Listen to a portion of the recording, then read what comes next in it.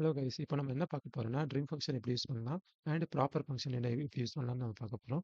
Dream ஃபங்ஷனை ஒன்றும் இல்லை கைஸ், ஜஸ்ட் எக்ஸ்ட்ரா ஸ்பேசஸை ரிமூவ் பண்ணிட்டு நமக்கு கரெக்டான ஆன்சரை கொடுப்போம்.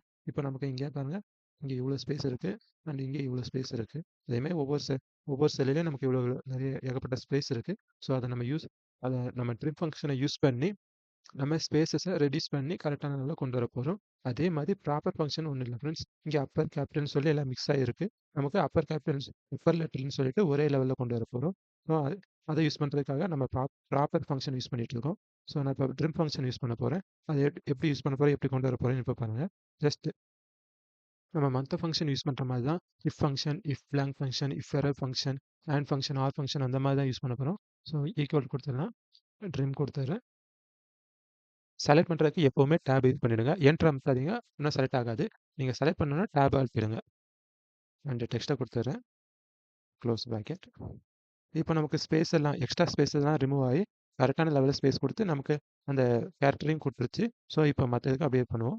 இதை ட்ராப் பண்ணிடுறேன். ஸோ எல்லாத்தையும் நமக்கு ரிமூவ் பண்ணி கரெக்டான ஸ்பேஸ் அளவில் இருக்க ஒரு கேரக்டர் ரெடி பண்ணியாச்சு.